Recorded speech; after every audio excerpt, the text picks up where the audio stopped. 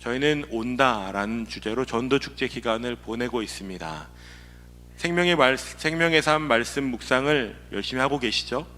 저희가 주일 본문을 생명의 삶으로 다루고 있지 않지만 매일매일 여러분 말씀을 묵상하시는 일을 포기하시지 않기를 응원하고 도전합니다. 사도행전은 초대교회 안에서 성령의 역사가 어떻게 전개되었는지, 그리고 베드로와 바울이라고 하는 두 축을 중심으로 어떻게 초대교회가 형성되어져 갔는지를 우리에게 잘 전해주는 책입니다. 사도행전 1장 8절엔 이런 말씀이 기록되어 있습니다. 여러분 잘 아시는 말씀이겠지만 함께 한 번 더 읽어보겠습니다. 오직 성령이 너희에게 임하시면 너희가 권능을 받고 예루살렘과 온 유대와 사마리아와 땅끝까지 이르러 내 증인이 되리라 하시니라. 이 구절은 사도행전의 역사가 실제로 어떻게 이어질지를 직접 말씀해 주시는 구절입니다. 그래서 이 말씀을 신학자들은 예수님의 지상명령이라고 부릅니다. 실제로 이 핵심 구절의 흐름에 따라서 사도행전의 복음이 이렇게 전파되어져 갑니다. 화면을 보시면 예루살렘을 시작으로 유대와 사마리아와 당시의 세계관 안에서 땅끝이라고 여겨지는 곳까지 복음이 흘러가게 됩니다. 예수님께서 전하셨던 이 십자가 복음은 그리스도인들이 당한 박해들 가운데 오히려 말씀 그대로 퍼져가게 됩니다. 그 가운데 저희는 지난주에 사도 바울이 고린도라는 도시에서 어떻게 복음을 전했는지, 무엇을 전했는지를 다루었었습니다. 기억나십니까? 사도 바울은 이렇게 고백했었습니다. 고린도전서 2장 2절입니다. 함께 봅시다. 내가 너희 중에서 예수 그리스도와 그가 십자가에 못 박히신 것 외에는 아무것도 알지 아니하기로 작정하였음이라. 바울이 주목했던 것은 이것입니다. 바울은 이것을 전하는 것에 작정했었습니다. 그리스도 예수의 복음과 그 분명한 진리, 성령께서 이것을 도우시는 역할 속에서 나는 그것만을 전하겠다고 외쳤습니다. 이 초대교회 역사 가운데 바울 외에 또 한 명의 복음을 전하는 귀한 축을 담당했던 사람이 오늘 저희가 나누려고 하는 베드로라고 하는 사람입니다. 베드로는 바울과는 많이 다른 사람입니다. 바울은 유대인으로서도 아주 높은 교육 수준을 가졌고 로마 시민권이라는 것도 가졌던 정치적으로도 아주 유망하고 학식도 뛰어났던 사람입니다. 베드로는 12 제자 가운데 한 사람이고 예수님의 으뜸이 되는 제자 하면 누구든 베드로를 꼽습니다. 그는 안드레라고 하는 사람과 형제인데 시몬이라는 이름에서 예수님께서 친히 반석이라고 하는 이름을 부여해 주신 어부 출신의 제자였습니다. 여러분 베드로와 관련된 이야기들을 잘 보시면 그래서 베드로와 예수님과의 이야기들은 주로 물에서 많이 일어납니다. 베드로가 가장 익숙하고 베드로가 무언가를 가장 많이 해본 곳에서 예수님께서는 베드로를 변화시키고 계십니다. 저는 베드로가 참 좋습니다. 그래서 SNS 계정에도 베드로라는 이 피터라는 이름을 씁니다. 제 이름도 실제로 저희 할아버지가 그렇게 지으시진 않았겠지만 베드로라고 하는 이름과 아주 비슷한 의미를 가지고 있습니다. 베드로는 미숙한 것도 많고 이성보다는 감성이 더 와닿았던 사람 같습니다. 오늘 사역자들이 오전에 저희끼리 모여서 각자 예수님을 어떻게 만나게 되었는지를 좀 나누는 시간을 가졌거든요. 궁금하지 않으세요? 사역자들은 어떻게 목사와 전도사가 되었는지, 그분은 어떻게 예수를 만나게 됐는지 교구 사역자분들께 물어보십시오. 꽤 흥미롭습니다. 그 가운데 어떤 분들은 저는 아주 이성적이라 하나님 마음을 울리시고 이런 것보다 우와 하나님이 진짜 계시구나라는 게 어느 날 믿어졌다고. 베드로 같은 경우는 그에 비하면 굉장히 감성적이고 마음이 앞서는 사람입니다. 바울은 아주 이 지식적인 것이 뛰어났다면 베드로는 심장이 막 쿵쾅쿵쾅 뛰는 사람이었던 것 같습니다.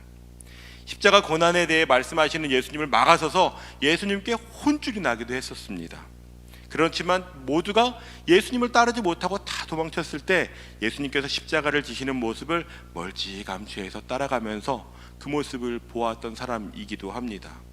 예수님을 진짜 사랑하는 사람이지만 어떻게 그걸 표현해야 되는지에 대한 지혜도 별로 없고 예수님이 말씀하신 것을 진짜 말 고지고대로 해석해서 칼을 들고 다니다가 대제사장의 종의 귀를 싹둑 잘라버리는 이 일도 하는 사람이 바로 베드로입니다. 여러 가지 연약함이 있었지만 베드로에게 가장 부러운 것이 있다면 예수님과 아주 친밀한 관계를 누렸다는 겁니다. 예수님이 어디에 가시든 예수님께서는 베드로를 거의 데리고 다니셨습니다.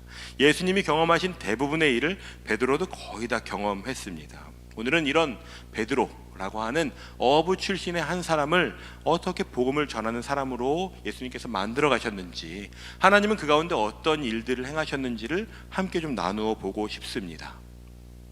여러분, 예수님의 삶을 잘 아십니까? 예수님의 삶을 요약하면 이렇게 요약할 수 있습니다. 함께 걷고 먹고 마시며 눈물도 흘리고 가르치시고 병도 낫게 하시고 기적을 행하시기도 하는, 이런 것이 예수님의 삶이었는데, 그 예수님의 삶엔 사람들이 많이 등장합니다. 예수님은 만나는 모든 이들에게 복음을 전하셨습니다. 그리고 그들의 친구가 되어주셨죠. 당시 유대인들이 상종하지 않았던 사마리아 여인, 유대 사람들의 등골을 빼먹는 세리, 모두가 멀리하는 병자, 직업적으로 혹은 죄악으로 인해서 몸을 팔면서 살아가는 사람들, 어린아이, 이방인, 심지어는 바리새인이나 서기관, 율법 학자들과도 만나서 이야기하시고 교제하셨습니다. 사람들은 그런 예수님의 행적을 오해하거나 의심했습니다. 저 사람이 지금 죄인의 집에 거한다고 손가락질하기도 하고, 율법 학자들이 예수님께 질문한 것을 대답해 줬더니 이 율법 학자들이 오히려 화를 내면서 신성모독자라고 죽이려고 하기도 했었습니다. 제자들도 예수님의 행적을 의아하게 여긴 적도 많이 있었습니다. 하지만 예수님께서는 자신이 살아오셨던 것 같이 제자들도 너희가 만나는 모든 이들에게 복음을 전하라고 말씀하셨습니다. 예수님께서 제자들이 정말 할 수 있는 수준이 되었다고 믿으셨을까요? 아마 예수님도 아셨을 겁니다. 제자들이 아직 준비가 되지 않았다는 것을. 하지만 그들이 어떤 방향으로 살아가야 하는지 예수님께서 친히 그것을 보여주시고 너희도 이렇게 살아야 한다라고 말씀하셨습니다. 예수님과 함께한 시간도 있고 기적도 봤고 5천 명이 오병이어를 통해서 배불리 먹는 것도 보았고, 예수님이 무리를 걸으시는 것도 봤고 가르침도 들었지만 여전히 제자들은 예수님과 같은 수준으로 모든 사람들에게 복음을 전할 준비가 되어 있지 않았습니다. 심지어 이 부활하신 예수님께서는 예수님이 돌아가시고 난 뒤에 두려움에 빠진 제자들에게 친히 찾아가셔서 이렇게 말씀하시기도 했습니다. 요한복음 20장 21절과 22절을 함께 봅시다. 예수께서 또 이르시되 너희에게 평강이 있을지어다. 아버지께서 나를 보내신 것 같이 나도 너희를 보내노라. 이 말씀을 하시고 그들을 향하사 숨을 내쉬며 이르시되 성령을 받으라. 두려움에 막 벌벌 떨고 있는 제자들에게 예수님은 찾아가셔서 너희들 더 이상 두려워하지 말고 평강과 함께 성령을 받으라고 말씀하고 계십니다. 지난주에 바울이 고백했던 거 기억하십니까? 바울은 성령의 나타남과 성령의 능력을 힘입어서 복음을 전하였다고 말하고 있습니다. 지금 예수님께서 제자들에게 성령을 받으라 라고 하신 그 성령과 바울이 말한 성령은 여러분 본질적으로 다르지 않습니다.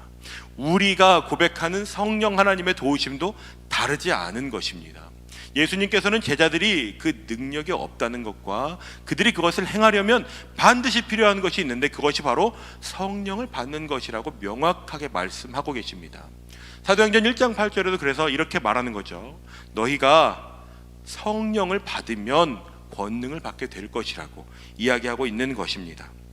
지금 성경은 우리가 외향적이거나 내향적이거나 처음 보는 사람에게 말을 잘 걸거나 걸지 못하거나 나는 사람들과 관계하는 걸 좋아하거나 싫어하는 거나 상관없이 성령을 받게 되면 그 힘으로 말미암아 우리가 권능을 받고 우리가 거하는 모든 곳에 예수 그리스도의 제자를 삼을 수 있는 능력을 부어주셨다고 이야기하고 있는 것입니다.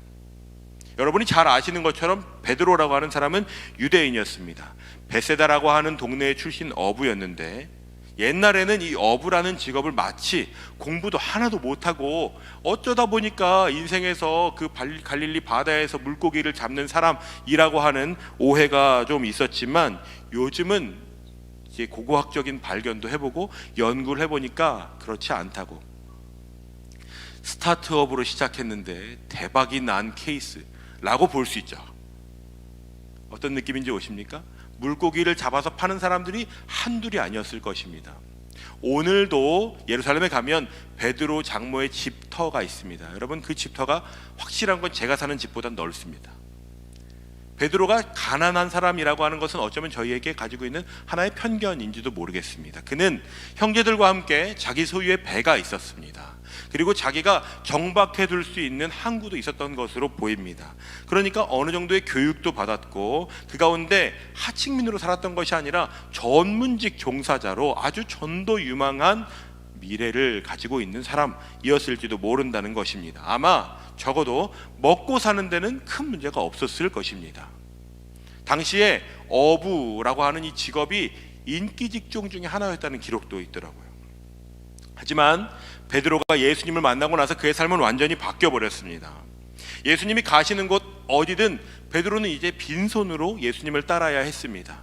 아무것도 가지지 않고 너는 나를 따르라고 하는 그 명령에 베드로가 순종했습니다. 베드로는 예수님 어떤 생각을 하시는지, 지금 예수님의 컨디션은 어떠신지, 예수님이 지금 필요한 거는 뭔지를 가장 잘 알 수 있는 위치에 있었습니다. 예수님께서 기침을 하시면 목이 마르신 건 아닌가? 어떤 사람이 다가오면 막아서는 역할도 베드로가 했었을 것입니다. 그런 베드로에게 넘어서지 못한 한계가 하나 있다면 그것은 자신의 출신 성분입니다. 유대인들은 자신들이 하나님의 백성이라는 것을 한 번도 의심한 적이 없습니다. 자신들이 거하고 있는 땅이 하나님께서 약속하신 땅이라는 것을 한 번도 의심한 적이 없습니다. 그 위대한 성전이 하나님의 임재가 지금도 있는 곳이라고 그들은 굳게 믿었습니다. 자신들에게 허락하신 율법으로 인해 자신들이 하나님의 백성이라는 것을 얼마나 자랑했는지 모릅니다. 베드로뿐만 아니라 일반적인 이 유대인들, 바리새인들과 서기관들에게 예수님께서 하셨던 말씀은 그러니까 엄청나게 충격적인 것이었을 겁니다. 요한복음 1장 12절을 한번 크게 읽어보겠습니다. 시작. 영접하는 자, 곧 그 이름을 믿는 자들에게는 하나님의 자녀가 되는 권세를 주셨으니. 여러분, 우리는 이것을 너무 큰 은혜라고 여기지만 유대인들에게 이것은 엄청나게 충격적인 선언입니다. 하나님의 자녀가 되는 권세는 예수님이 줄 수 있는 것이 아닙니다. 그들에게는 어떻게 당신이 그 권세를 주느냐고. 하나님의 자녀가 되는 권세는 유대인인 우리가 날 때부터 가지고 있는 권리인데 누가 그 권리를 주느냐고. 이것이 당시의 유대인들 뿐만 아니라 종교 지도자들의 공분을 사는 선언이었습니다. 그런데 예수님은 더 나가서 제자들뿐만 아니라 유대인들이 이해할 수 없는 행동을 자꾸만 반복하셨습니다. 화면을 한번 보시겠습니까? 사마리아 여인과 대화하는 장면을 본 제자들이 예수께서 여자와 말씀하시는 것을 보고 이상하게 여겼다고 성경이 기록하고 있습니다. 어떤 어린 아이를 데리고 오니까 제자들이 그것을 보고 꾸짖습니다. 어떻게 지금 선생님 앞에 어린 아이를, 이 미성숙한, 당시에는 여러분 어린 아이는 미성숙한 존재여서 인격체로 보지 않았습니다. 더 보시면 바리새인들과 서기관도 이렇게 수군된 겁니다. 예수님이 왜 죄인들과 함께하고 있느냐, 저 사람은 정말 부정한 사람이구나, 야 율법을 몰라도 너무 모른다. 사람들이 고개를 절레절레 흔들었습니다. 그런데 예수님께서는 분명히 복음이 유대인에게서 그치지 않고 저희가 설교 서두에 읽은 것처럼 온 유대와 사마리아와 땅끝까지 흘러갈 것이라고 말씀하고 계십니다.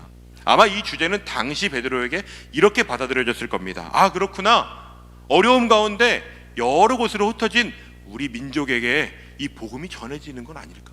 라고 생각했을 것입니다. 하지만 그런 베드로에게 사도행전 2장의 경험은 놀람과 혼란과 두려움을 겪게 하는 사건이 되었을 것입니다. 화면을 보시면 당시에 얼마나 많은 곳에서 많은 사람들이 왔고, 그 중에서는 유대교에 들어온 사람들, 날 때부터 유대교도들이 아니고 유대인도 아닌데 나중에 유대교를 믿게 된 사람들조차도 성령을 받고 있는 것을 보면서 베드로가 충격에 빠졌을 것입니다. 그리고 이게 예수님께서 하셨던 말씀이 이루어지는 것이구나, 진짜 놀라운 일이 일어났다, 성령 충만이 유대인들에게만 해당되는 것이 아니라 예수님께서 말씀하신 대로 그것을 받아 누리는 사람들 모두에게 주어지는 것이구나 라고 하는 놀라운 경험을 하게 되었을 것입니다. 베드로는 이 사건 가운데 아마 지상명령이라고 불리는 사도행전 1장 8절과 요엘을 통해서 하신 예언을 기억했을 것입니다. 혈통이나 신분이나 수준에 상관없이 마지막 날에는 모든 육체에 성령을 부어주시겠다고. 지금이 그때인가 보다. 그 일이 진짜 일어나는구나. 베드로가 그리고 나서 확신에 차서 이렇게 선포합니다. 사도행전 2장 38절 39절 말씀을 함께 봅시다. 베드로가 이르되 너희가 회개하여 각각 예수 그리스도의 이름으로 세례를 받고 죄 사함을 받으라. 그리하면 성령의 선물을 받으리니 이 약속은 너희와 너희 자녀와 모든 먼데 사람 곧 주 우리 하나님이 얼마든지 부르시는 자들에게 하신 것이라 하고. 베드로가 얼마나 많이 바뀌었는지 느껴지십니까? 베드로가 지금 예수께서 하신 그 일, 성령께서 이루시는 일을 통해서 베드로의 세계관이 점점 바뀌어가고 있습니다. 이건 정말 놀라운 복음이었습니다. 이 일로 인해 몇 명이 예수를 믿게 되었는지 아십니까? 성경은 3,000명이 예수를 믿게 되었다고 이야기합니다. 이방인에게도 세례를 베풀 수 있구나. 그들이 예수를 믿기만 하면 성령 충만을 받을 수 있구나. 예수께서 하셨던 말씀이 진짜였구나 라는 것을 베드로가 경험하게 됩니다. 오늘 본문 전후를 보면 하나님께서 이 베드로가 예수님의 말씀대로 인종과 지역을 넘어서 복음을 전하는 일에 동역할 수 있도록 이 베드로라고 하는 사람을 얼마나 구체적으로 그 사람의 마음을 바꾸어 가시고 경험하게 하시고 사람들을 만나가게 하시는지를 알 수 있습니다. 베드로에게 바뀐 기준이 있다면 방금 선포한 말씀처럼 이방인들도 성령을 받을 수 있는 거구나 라는 것이었습니다. 그런데 여전히 베드로에게 한 가지 고민이 있었습니다. 이것이 예루살렘을 벗어나도 가능한 일인가? 라고 하는 고민이었을 겁니다. 또 하나는 나는 유대인으로서 어떤 태도를 취해야 되는가? 라는 고민이었을 겁니다. 누구도 그에 대해서 알려주지 않았고 자칫하면 베드로는 아주 곤란한 일을 겪게 될지도 모릅니다. 너는 왜 지금 율법을 어기느냐고, 너는 지금 우리 민족이 계속해서 지켜오던 것을 왜 어기느냐고 누군가에게 공격을 당할 수도 있었을 것입니다. 이 본문이 일어났던 오순절 성령 강림 사건은 마가의 다락방이라는 곳에서 일어나는데, 그곳은 예루살렘 성벽에서 시온문으로 빠져나가면 2층으로 된 석조 건물이 지금도 있습니다. 그곳은 예루살렘이라는 지역 안에서 일어난 일이었습니다. 많은 사람들에게 성령께서 은혜를 베풀어 주실 수 있지만 이게 과연 예루살렘 밖으로도 가능한 일일까? 베드로에겐 그것이 고민이었을 겁니다. 그런 베드로가 사도행전 8장 14절 이후를 보면 사마리아 땅에서도 같은 일을 경험합니다. 시간상 다 읽지는 않겠지만 화면을 한번 보시죠. 예루살렘에 있는 사도들이 사마리아 저곳에 말씀을 받는 사람들이 있다는 것을 듣고 베드로와 요한을 보냅니다. 그리고 그들이 성령을 받는 사건이 일어납니다. 하나님께서 베드로가 지금 무엇을 고민하고 있는지를 사람들을 통해서 경험하게 하시는 것입니다. 사마리아라는 곳은 당시에 유대인들이 상종도 하지 않는 곳입니다. 예수님께서 왜 그곳을 가시나 제자들도 의아하게 생각했습니다. 심지어 그곳에서 유대인이신 예수님께서 여인과 대화하시는 장면을 갸우뚱하기까지 했던 지역에도 성령이 임하시고 계시는 겁니다. 여러분 시간이 한번 되시면 사도행전 9장 10장 한번 쭉 보십시오. 베드로가 루다라는 곳에 있는 8년 된 중풍병자를 고치는 일이 일어납니다. 더 나아가서 요빠라고 하는 항구에 가서는 죽은 시체를 향해서 기도하기까지 합니다. 그곳은 심지어 이 유대인으로서 가가지고 죽은 것을 만지는 일, 이 일은 당시에 유대인의 정결법을 정면으로 어기는 일입니다. 생명과 관련된 피를 만지거나 시체에 접촉하는 것은 유대인들이 아주 꺼리거나 율법을 어긴다고까지 여겼던 일이기 때문입니다. 하지만 베드로는 이미 하나님께서 어떻게 이방인에게 복음을 전하고 계시는지, 이 율법을 넘어서서 하나님이 역사하시는 것을 경험한 일들이 있습니다. 이방인에게 세례를 베풀고 죽은 여인에게 손을 얹어 살아나게 하는 일을 경험하고 있습니다. 베드로가 조금씩 하나님께서 베드로에게 기대하시는 모습을 향해 만들어져 가고 있습니다. 여러분 본문을 잘 보십시오. 베드로가 어떤 것을 노력해서 배우고 있습니까? 그렇지 않습니다. 이것은 하나님께서 베드로를 전적으로 만들어가고 계시는 것입니다. 요즘 여러분 묵상하고 계십니까? 요셉 이야기를 보면 여러분 요셉과 야곱의 12아들은 무언가 대단한 것을 꾸미거나 하지 않고 있습니다. 그 가운데 하나님께서 주도적으로 역사하시고 일을 만들어가고 계시는 중입니다. 베드로가 이 일을 통해서 어떠한 결과를 만나게 되었는지가 성경에 기록되어 있습니다. 사도행전 9장 35절과 42절입니다. 함께 봅시다. 룻다와 사론에 사는 사람들이 다 그를 보고 주께로 돌아오니라. 온 요빠 사람이 42절이요. 시작. 온 요빠 사람이 알고 많은 사람이 주를 믿더라. 성경은 지금 베드로가 경험한 이 일로 인해 사람들이 베드로를 따라다녔다고 이야기하지 않고 있습니다. 복음을 전했더니, 놀라운 일을 행했더니 베드로가 안 될 것이라고 여겼던 벽을 넘어섰더니 사람들이 주님을 믿게 되는 결과를 얻게 된 것입니다. 많은 사람들이 예수를 믿는 열매를 맺게 됐죠.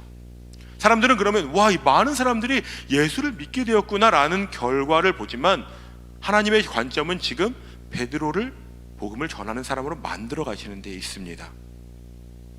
본문을 여러분 쭉 한번 읽어보십시오. 사도행전의 이 9장 넘어가면서 쭉 보면 베드로가 이제는 무두장이 시몬이라고 하는 이 죽은 것을 만지는 이 가죽으로 공예를 하는 사람네 집에 머물고 있기까지 합니다.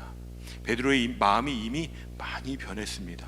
이게 가능할까라고 생각했던 일들을 하나님께서는 가능하게 만들어가고 계시는 중이십니다. 오늘 저희가 함께 본 본문을 보면 베드로는 유대 전통에 따라서 기도하던 중에 환상을 봅니다. 유대인들은 하루에 3번 아침과 오후 그리고 저녁 혹은 밤에 기도하는 관습을 가지고 있습니다. 베드로는 이런 관습과 전통에 따라서 환상 중에 기도하던 중에 환상을 보게 되었습니다. 그 환상은 이런 것입니다. 유대인으로서 가까이 하지도 않고 심지어 먹지도 않는 것을 먹으라는 음성입니다. 유대인인 베드로가 수용할 수 있는 것이 아니었습니다. 여전히 베드로에게는 많은 벽이 무너졌지만 베드로가 이건 진짜로 안 돼 라고 여기는 것, 그것을 지금 예수님께서는 먹으라고 말씀하시는 것입니다. 이방인들이 세례를 받고 성령 충만함을 받고 죽은 사람이 살아났는데도 여전히 절대로 안 되는 일이 있는 것입니다. 베드로가 이건 안 되는 거야 라고 여기는 일, 지금 그 일을 예수님께서 다루고 계십니다. 본문을 잘 보시면 이 일이 일어난 시제를 명시하고 있는데요, 사도행전 10장 9절과 17절을 연속해서 보겠습니다. 시작. 이튿날 그들이 길을 가다가 그 성에 가까이 갔을 그때에 베드로가 기도하려고 지붕에 올라가니 그 시각은 제6시더라. 베드로가 본 바 환상이 속으로 의아해하더니 마침 고넬료가 보낸 사람들이 시몬의 집을 찾아 문 밖에 서서, 어느 날 고넬료라고 하는 사람이 환상을 보았습니다. 하나님의 사자가 베드로라고 하는 사람이 지금 요빠의 무두장이 시몬의 집에 살고 있으니까 그 사람을 청해서 복음을 들으라고 하는 것이었습니다. 성경은 이 고넬료를 경건한 사람, 하나님을 경외하는 사람이라고 소개합니다. 그리고 9장 43절을 보면 베드로는 무두장이 시몬의 집에 오랫동안 며칠 머물렀다고 기록하고 있습니다. 그러니까 잘 보시면 베드로는 지금 자신이 자신의 관습대로 기도하고 있는 중에 하나님은 고넬료에게 먼저 찾아가셔서 고넬료에게 환상을 보게 하시고, 그리고 나서 그때 베드로에게 사람들을 보내서 만나게 하시는 것입니다. 사람들을 보내게 되는 일, 고넬료의 마음을 먼저 사시는 일을 하나님이 하십니다. 베드로는 하던 대로 기도하던 것밖에 없습니다. 기도하던 중에 환상을 보게 되었고, 그 환상 가운데 이 사람들을 이제 만나게 되는 거구나 라는 때가 만나게 되는 것이죠. 마치 박수를 탁 하고 치는 것처럼 하나님 보낸 그 사람들과 베드로가 본 환상이 만나게 되는 지점이 있는 것입니다. 그것이 바로 그때의 마침이라는 겁니다. 우리는 때로는 이런 것들을 우연이라고 말하지만 하나님은 이런 것들을 섭리로 역사하시는 분이십니다. 어쩌다 보니 이런 일이 일어난 것 같이 오늘 사역자들 그렇게 얘기했습니다. 우리가 우리의 인생을 살다가 어떻게 2022년 11월 첫째 주일에 이렇게 만나서 한 공간에 앉아서 커피를 따라 마시면서 나는 예수님을 어떻게 만나게 되었는지를 나누고 있을까? 와, 이거 하나님의 크신 은혜다 라는 생각을 하게 되었습니다. 여러분, 본문 잘 기억해 보십시오. 베드로가 준비가 되어 있었습니까? 베드로는 준비가 되어 있지 않았습니다. 그런데 하나님께서는 예수께서 나를 따라오라고, 내가 너를 사람을 낚는 어부가 되게 하겠다고 말씀하실 때부터 베드로에게 이러한 일들을 계획하고 계셨습니다.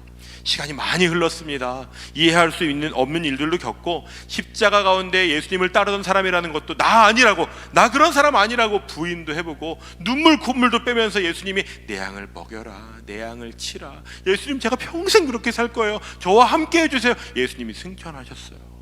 그리고 나서 성령의 충만함을 받았지만 여전히 안 되는 것들이 많이 있던 베드로입니다. 그런데 지금 하나님께서는 베드로를 아십니다.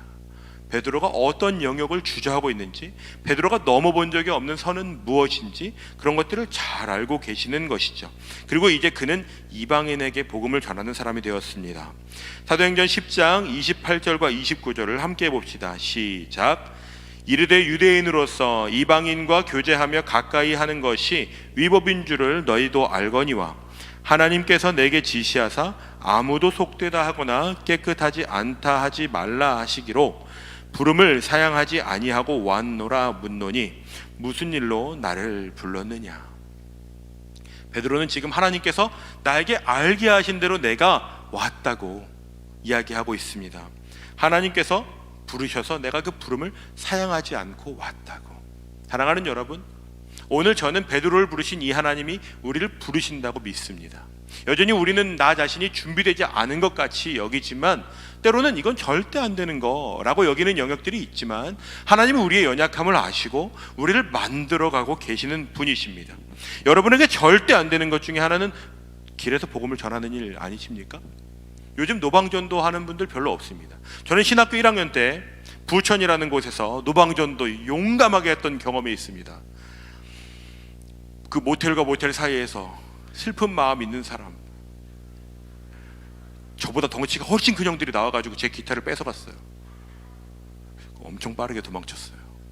그 기타는 지금 어디 있는지도 몰라요. 너무 무서웠어. 그때는 전도하는 사람들이 종종 있었습니다. 요즘 여러분 길거리에 전도하는 사람보다 이단들이 훨씬 많습니다. 많은 사람들은 요즘 이제는 전도가 안 된다고 얘기하는 사람들도 있습니다. 그렇습니까?